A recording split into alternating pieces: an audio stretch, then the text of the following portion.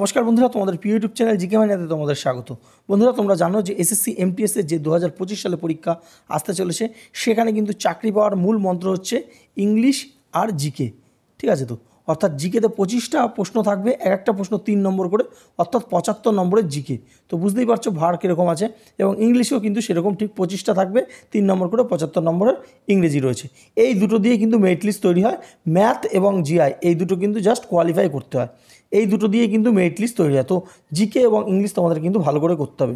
তো আজকে আমরা 2024 সালে যে সমস্ত এসএসসি এমটিএসের প্রিভিয়াস ইয়ারের প্রশ্ন এসছে সেগুলো তোমাদের সামনে তুলে ধরবো, এবং পাশাপাশি তারা কি ট্রেন্ড ফলো করছে সেইটা তোমাদের সামনে তুলে ধরবো, এবং এক্সট্রা ইনফরমেশন দেবো যাতে এই বছর প্রশ্ন তোমরা অনেক প্রশ্ন কিন্তু তোমরা কমন পাও। তাহলে চলো শুরু করব। যারা এই এসএসসি এমটিএস পরীক্ষাটা বসবে, তোমাদের যদি পরিচিত ভাই বোন থাকে অবশ্যই ভিডিওটা শেয়ার করে দাও, খুবই ফ্রুটফুল হতে চলেছে। দেখো, প্রথম যে প্রশ্নটা এসেছিল কি বলছে, 3রা আগস্ট 2023 লোকসভায় পেশ করা ফার্মেসি সংশোধন বিল 2023 কোন আইনের সংশোধন করেছে? অর্থাৎ যে আইনটা সংশোধন করা হয়েছে 2023-এ, সেটা আগের কোন আইনটাকে সংশোধন করেছে? ফার্মেসি আইন 1950, ফার্মেসি আইন 1949, ফার্মেসি আইন 1947, না ফার্মেসি আইন 1948? উত্তর হবে অপশন ডি, ফার্মেসি আইন 1948। এই আইনটাকে কিন্তু সংশোধন করা হয়েছে 2023 সালে। কারণ জম্মু কাশ্মীর তোমরা জানো আগে 370 আর্টিকেল ছিল, সেখানে কিন্তু বিভিন্ন রকম আইন ছিল। তো বিশেষত জম্মু কাশ্মীরের উপর ফলো করে কিন্তু এটা করা হয়েছে। ঠিক আছে, নেক্সট আমরা দেখে নেব পরবর্তী প্রশ্ন কি বলছে।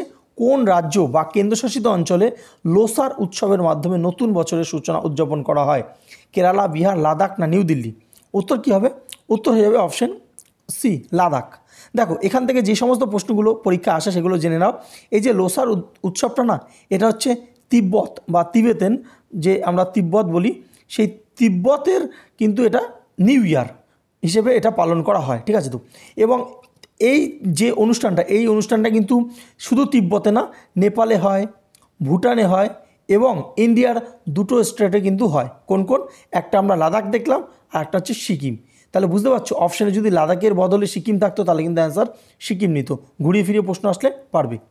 নেক্সট আমরা দেখব পরবর্তী যে প্রশ্নটা বলেছে, কনক রেলে যিনি নালন্দা ড্যান্স রিসার্চ সেন্টার প্রতিষ্ঠা করেন, তিনি ভারতের কোন ধরনের শাস্ত্রীয় নৃত্যের পারফর্মার ছিলেন? মোহিনীনাট্যম, মণিপুরী, কথক, না সাত্রিয়া? উত্তর কী হবে? উত্তর হবে অপশন এ, অর্থাৎ মোহিনী নাট্যম। এই যে মোহিনীনাট্যমের তিনি কিন্তু যে পারফর্মার ছিলেন, এবং এই মোহিনীনাট্যম কোন স্টেটের সঙ্গে জড়িত আমরা প্রত্যেকে জানি, সেটা হচ্ছে কেরালা। ঠিক আছে, মাথা রাখবে। নেক্সট আমরা দেখব যে প্রশ্নটা এসেছিল যে নিম্নলিখিত কোন আইন ভারতে প্রাদেশিক প্রশাসনের দ্বৈত শাসন ব্যবস্থা চালু করেছিল? ভারত সরকার আইন 1909, ভারত সরকার আইন 1919, ভারত সরকার আইন 1935, না ভারত সরকার আইন 1947? তো উত্তর কী হবে? উত্তর হবে অপশন বি, ভারত সরকার আইন 1919 সালে আইন অনুযায়ী দ্বৈত যে শাসন ব্যবস্থা এটা কিন্তু চালু হয়েছিল, এবং এটাকে কিন্তু মন্টেগু চেমসফোর্ড আইনও বলা হয়। মাথায় রাখবে, 1919-কে মন্টেগু চেমসফোর্ড আইন বলা হয়।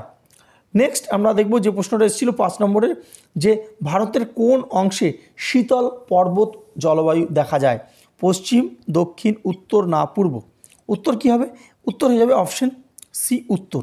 দেখো, অ্যাকচুয়াল যদি তুমি অ্যান্সার বলো না, অ্যাকচুয়াল অ্যান্সার হবে উত্তর এবং উত্তর এবং উত্তর পূর্ব। উত্তর এবং উত্তর পূর্ব কেন বলছি? দেখো, আমাদের যদি এইটাকে যদি ভারতবর্ষ আমরা ভাবি, তো ভারতবর্ষের উত্তর দিকে কী আছে? জম্মু কাশ্মীর, লাদাখ, ঠিক আছে, হিমাচল প্রদেশ, ঠিক আছে, তো তারপর কী আছে? উত্তরাখণ্ড, এই সব জায়গাগুলো। তো এখানে পাহাড় পর্বত এলাকা, তোমরা জানো হিমালয় পর্বত রয়েছে, তো সেই পর্বত জলবায়ু এখানে দেখতে পাওয়া যায়। এছাড়াও কিন্তু আমাদের যে উত্তর পূর্ব দিকে, অর্থাৎ কি উত্তর পূর্ব দিকে অরুণাচল প্রদেশ রয়েছে, ঠিক আছে, তো সিকিম রয়েছে, এই সব জায়গাতেও কিন্তু এই জলবায়ু দেখতে পাওয়া যায়। কিন্তু যেহেতু এখানে উত্তর পূর্বটা নেই, শুধু উত্তর আছে, তাই অ্যান্সারটা উত্তর নিয়েছে। ঘুরিয়ে ফিরিয়ে যদি এই বছর প্রশ্ন দিয়ে দেয় উত্তর টানান থেকে উত্তর পূর্ব দেয়, তাহলে কিন্তু উত্তর পূর্ব অ্যান্সার হবে, কিংবা যদি দুটো একসাথে দেয় তাহলে দুটো একসাথে অ্যান্সার হবে। মাথা রাখবে। নেক্সট 6 নম্বর প্রশ্ন, যে মৌর্য রাজবংশের প্রতিষ্ঠাতা কে ছিলেন? এই প্রশ্নটা তো বহুবার এসএসসির পরীক্ষায় রিপিট হয়। এসএসসি কেন, যে কোনো পরীক্ষায় এটা কিন্তু রিপিট হয়। তো বিক্রমাদিত্য, বিন্দুসার, চন্দ্রগুপ্ত মৌর্য, না অশোক? উত্তর হবে অপশন সি, চন্দ্রগুপ্ত মৌর্য। তিনি ধর্মানন্দকে হারিয়ে কিন্তু মৌর্য বংশের প্রতিষ্ঠা করেছিলেন। মৌর্য বংশ থেকে আরেকটা প্রশ্ন খুব দেয়, যে মৌর্য বংশের যেমন প্রতিষ্ঠাতা দেয়, ঠিক দেয় শেষ সম্রাট কে ছিলেন? সেটা হচ্ছে বৃহদ্রথ।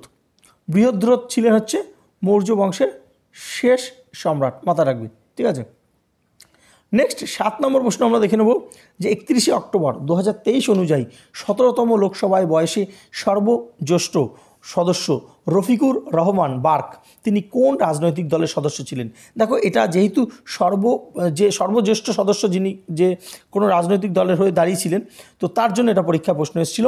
তো সেই সময় এটা উত্তর হয়ে গেছিলো 4টে অপশানের মধ্যে, ভারতীয় জনতা পার্টি, জাতীয় কংগ্রেস, সমাজবাদী পার্টি না রাষ্ট্রীয় দল। উত্তর হবে অপশন সি, সমাজবাদী পার্টি হিসেবে কিন্তু তিনি দাঁড়িয়েছিলেন। সেই হিসেবে এটা কারেন্ট অ্যাফেয়ার্স হিসেবে কিন্তু এই প্রশ্নটা এসেছিল, ঠিক আছে। তো এখন কিন্তু আর ইম্পর্টেন্ট না, এবং তিনি কিন্তু মারাও গেছেন 2024 সালে।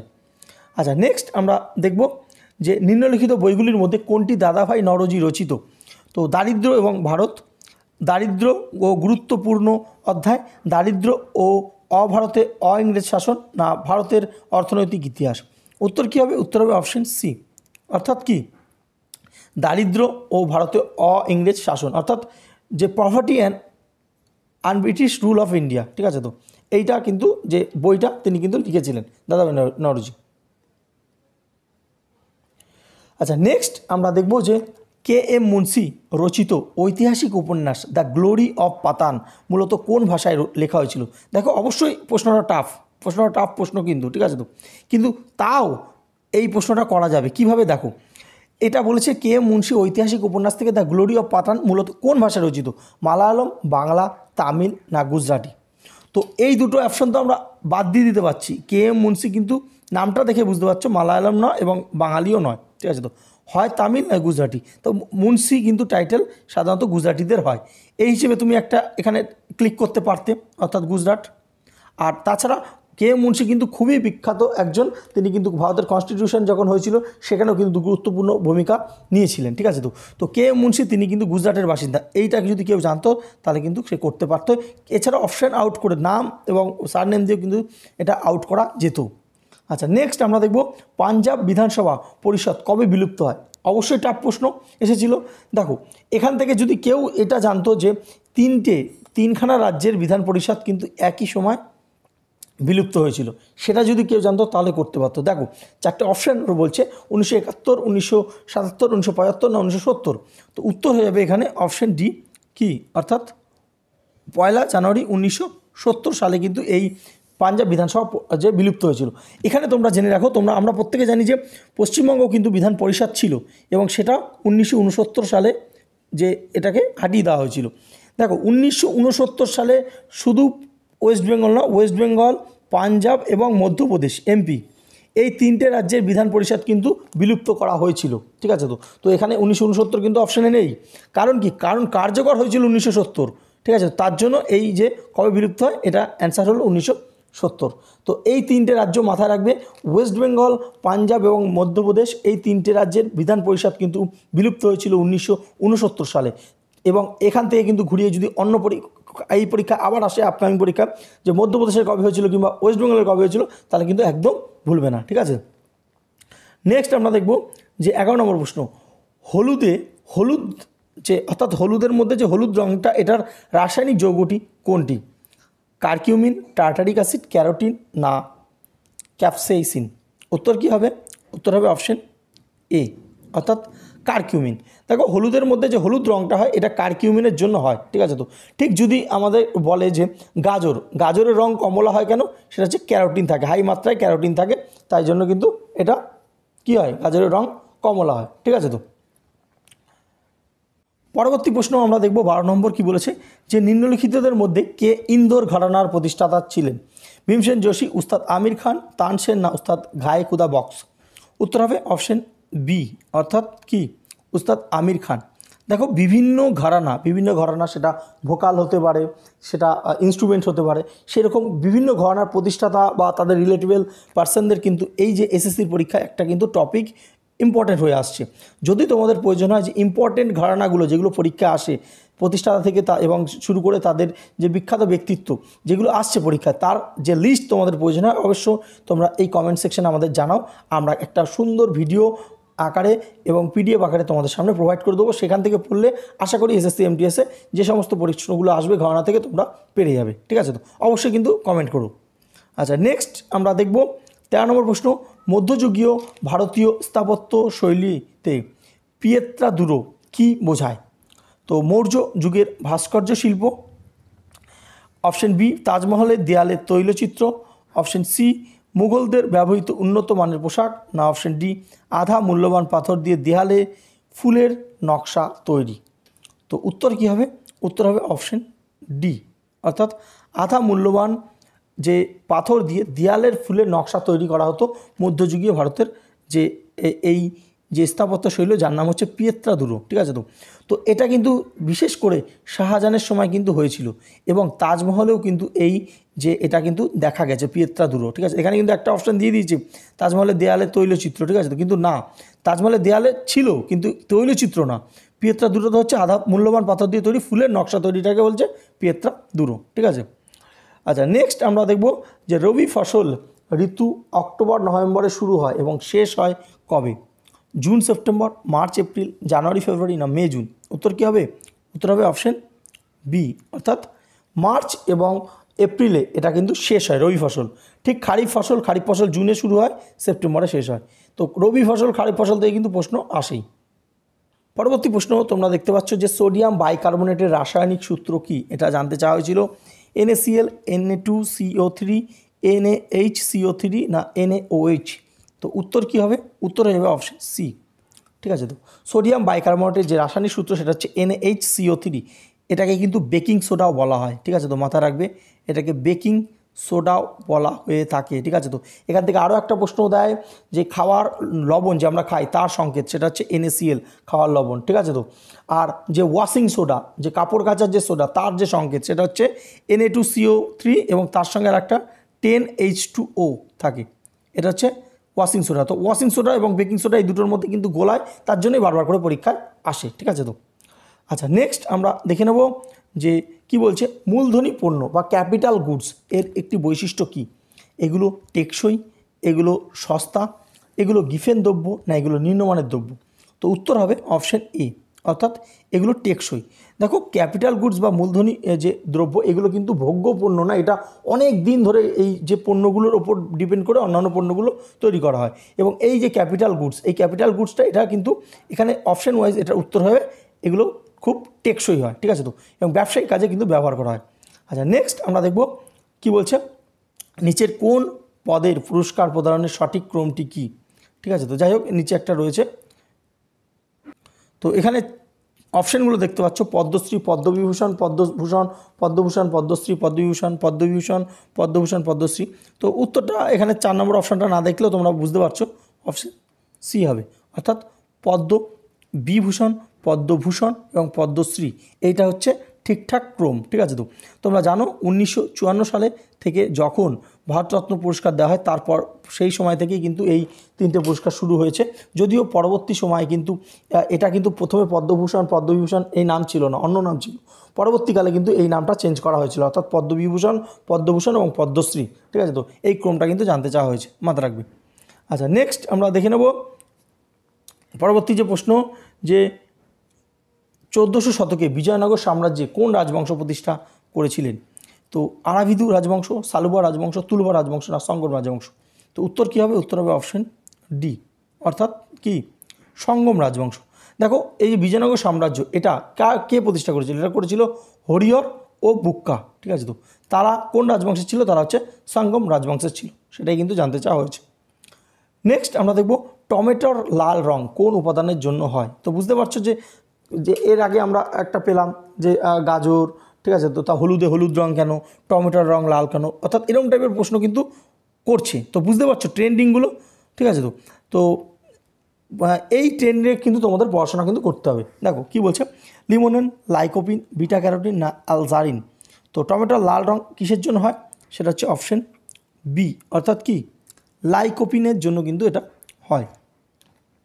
নেক্সট 20 নম্বর প্রশ্ন আমরা দেখে নেব 2011 সালে জনগণনা অনুসারে কোন কেন্দ্রশাসিত অঞ্চলে সাক্ষরতার হার সর্বনিম্ন ছিল? দেখো 2011-তে লাস্ট জনগণনা হয়েছে, আর 21-এ হওয়ার কথা ছিল, কারণ 10 বছর অন্তর হয়, কিন্তু 10 বছর অন্তর কিন্তু হয়নি, করোনার জন্য পিছিয়ে গেছে। তো গভর্নমেন্ট থেকে কিন্তু ঘোষণা করেছে 2027-এ এটা যে জনগণনা আবার হতে চলেছে। তো যাই হোক এখানে বলেছে 2011 সালের জনগণনা অনুসারে কেন্দ্রশাসিত অঞ্চলের সর্বনিম্ন সাক্ষরতা কোন কেন্দ্রশাসিত অঞ্চলে ছিল? চণ্ডীগড়, দাদরা নগর হাভেলি, লক্ষাদ্বীপ না দিল্লি? তো উত্তর কী হবে? উত্তর হবে অপশন বি। দাদরা এবং নগর হাভেলিতে কিন্তু সবথেকে কম যে সাক্ষরতার হার ছিল কেন্দ্রশাসিত অঞ্চলের মধ্যে। আর যদি বলে যে কোন কেন্দ্রশাসিত অঞ্চলে সাক্ষরতার হার সবথেকে বেশি ছিল, সেটা কিন্তু Lakshadweep. Option C right answer হয়ে যাবে সর্বোচ্চ বললে, ঠিক আছে। নেক্সট 11 নম্বর প্রশ্ন, তোমরা জানো যে 1976 সালে ভারতীয় সংবিধানের কোন অনুচ্ছেদ অনুযায়ী 51A অনুযায়ী মৌলিক কর্তব্য, তো মৌলিক কর্তব্যটা ইনক্লুড হয়েছিল ফান্ডামেন্টাল ডিউটিস যেটা, তো এটা কত কোন অংশে বা কোন অনুচ্ছেদে এটা রয়েছে? এটা 6, 5, 12, 4A না 3? উত্তর হবে অপশন সি, অর্থাৎ 4A-তে কিন্তু এটা রয়েছে। বহু পরীক্ষা এটা রিপিট হয়, তোমরা জানো, এটা কমন প্রশ্ন। আচ্ছা, নেক্সট যে প্রশ্নটা করেছিল যে সঞ্জনা বাথুলা তিনি কোন খেলার সঙ্গে যুক্ত ছিলেন? রোলার স্কেটিং, স্কোয়াশ, শুটিং না ব্যাডমিন্টন? তো উত্তর কী হবে? উত্তর হবে অপশন এ, রোলার স্কেটিংয়ের সঙ্গে কিন্তু তিনি যুক্ত। দেখো 2024 সালে প্রশ্নটা এসেছিল, 2022 এশিয়ান গেমসে তিনি কিন্তু ব্রোঞ্জ জিতেছে, ঠিক আছে। এমনি এমনি কিন্তু দেয়নি প্রশ্নটা, হঠাৎ করে কোনো একটা প্লেয়ারের নাম তুলে দেয়নি। তিনি যে এই যে প্লেয়ারটা রোলার স্কেটিংয়ে তিনি কিন্তু ব্রোঞ্জ জিতেছিল এশিয়ান গেমসে, তার জন্যই কিন্তু প্রশ্নটা ইম্পর্ট্যান্ট হয়েছে, বুঝতে পারছো। নেক্সট আমরা দেখব যে 2023 সালে women's premier league event royal Challengers ব্যাঙ্গালোরের অধিনায়ক কে ছিলেন? এটা তখনকার কারেন্ট অ্যাফেয়ার্স ছিল। হরমনপ্রীত কৌর, দীপ্তি শর্মা, শেফালি ভার্মা, স্মৃতি মান্ধাতা? তো উত্তর হয়ে গেছিল অপশন ডি, স্মৃতি মান্ধাতা। এটা তখনকার কারেন্ট অ্যাফেয়ার্স ছিল। তা আমরা যদি এই কারেন্ট অ্যাফেয়ার্সটাকে এখনের হিসেবে পড়ি, তাহলে কী কী প্রশ্ন হতে পারে? এখানে প্রশ্ন হতে পারে, অর্থাৎ এই বছর, অর্থাৎ 2025 সালে ওমেন্স প্রিমিয়ার লিগ, যেটা WPL ওমেন্স প্রিমিয়ার লিগ, এটা জিতেছে কে? এটা জিতেছে মুম্বাই ইন্ডিয়ান্স। মাথা রাখবে, এটা 1 নম্বর প্রশ্ন, আসতে পারে প্রশ্ন। আর 2 নম্বর এই প্রশ্নটাই যদি ঘুরিয়ে দেয় যে এই WPL-এ জিতেছে মুম্বাই ইন্ডিয়ান্স, মুম্বাই ইন্ডিয়ান্সের ক্যাপ্টেন কে ছিল ওমেন্স টিমের? তো সেটা কী হবে? সেটা হচ্ছে হরমনপ্রীত কৌর। অপশন এ মুম্বাই ইন্ডিয়ান্সের ক্যাপ্টেন। তো দুটো প্রশ্ন আপকামিং পরীক্ষা আসতে পারে, তোমরা জেনে নিলে, ঠিক আছে। নেক্সট আমরা দেখে নেব পরবর্তী প্রশ্ন, যে খ্যাতনামা স্থান মৌসির নাম সম্পর্কে নিচের কোনটি সঠিক? তো এখানে দুটো বলে দিচ্ছে, স্টেটমেন্ট দিয়ে দিচ্ছে। তো দেখে নাও কী বলছে। অপশন এ বলছে এটি পৃথিবীর সবচেয়ে বেশি বৃষ্টিপ্রবণ স্থান। অপশন বি এটি মেঘালয় রাজ্যে অবস্থিত। অর্থাৎ দেখো এখানে মৌসির নামে আমরা জানি কি পৃথিবীর সবথেকে বেশি বৃষ্টিপাত হয়, তো এটা কিন্তু ঠিক, আর এটা মেঘালয় রাজ্যেই তো অবস্থিত, অর্থাৎ দুটোই ঠিক। তাহলে এখানে 4টে অপশনের মধ্যে কোনটা হবে? নিশ্চয়ই বুঝতে পারছো, অপশন বি, অর্থাৎ এ বি না, অপশন এটা দুটো ঠিক বলেছে, অর্থাৎ অপশন ডি হবে, অর্থাৎ কি এ এবং বি উভয়ই সঠিক, ঠিক আছে, তো বুঝতে পারছো। আচ্ছা, নেক্সট 25 নম্বর যে প্রশ্নটা দিয়েছে যে ভারতের স্থলপথে কয়টি দেশের সঙ্গে সীমান্ত রয়েছে? তোমরা জানো ভারতবর্ষ কিন্তু স্থল এবং জলপথ নিয়ে ভারতবর্ষের বিভিন্ন প্রতিবেশী রাষ্ট্র রয়েছে। তো এখানে বলা হয়েছে যে ভারতবর্ষ যদি হয়, এটা যদি ভারতবর্ষ হয়, তো ভারতবর্ষের আশেপাশে কতগুলো রাষ্ট্র এমন রয়েছে যাদের স্থল পথ দিয়ে সেই সব দেশে যাওয়া যায়? তো 9টি, 7টি, 6টি না 8টি? তো উত্তর কী হবে? উত্তর হবে 7টি। তাহলে কী কী রাষ্ট্র আমরা একবার দেখে নেব। এই দিকটা রয়েছে চীন, এখানে রয়েছে আফগানিস্তান, এখানে রয়েছে পাকিস্তান, এখানে রয়েছে বাংলাদেশ, ঠিক আছে, এখানটা রয়েছে ভুটান, এখানটা রয়েছে নেপাল, এখানে রয়েছে মায়ানমার। তাহলে কটা হলো? 1, 2, 3, 4, 5, 6, 7, 7খানা দেশ হয়ে গেল, ঠিক আছে। তো এই 25টা প্রশ্ন কিন্তু যে এসেছিলো একটা সেটে। তো এরকম করে আমরা এসএসসি এমটিএসের প্রিভিয়াস ইয়ার এবং তার সঙ্গে রিলেট করে কী রকম প্রশ্ন এই 2025-এ আসতে পারে সেগুলো তোমাদের সামনে তুলে ধরবো। ভিডিওটা কেমন লাগলো অবশ্যই কমেন্ট করতে ভুলো না, এবং এই টাইপের ভিডিও তোমাদের প্রয়োজন কিনা সেটা তোমরা আমাদের কমেন্ট সেকশনে জানাও, এবং তোমাদের ভাই বোন কেউ যদি এই পরীক্ষাটা দিয়ে থাকে তাদেরকে অবশ্যই শেয়ার করতে ভুলো না। যা নতুন চ্যানেলটা সাবস্ক্রাইব করে নাও, পাশে থাকা বেল আইকন ক্লিক করে নাও। আমরা কিন্তু এই সিরিজটা যে প্রিভিয়াস ইয়ারের যে সমস্ত প্রশ্নগুলো এসেছিলো তার সঙ্গে রিলেটেবল যে প্রশ্নগুলো আসতে পারে সেগুলো তোমাদের সামনে তুলে ধরবো। আমাদের টেলিগ্রাম চ্যানেলে জয়েন হয়ে যাও গুরুত্বপূর্ণ এই পিডিএফটা পাওয়ার জন্য। ধন্যবাদ।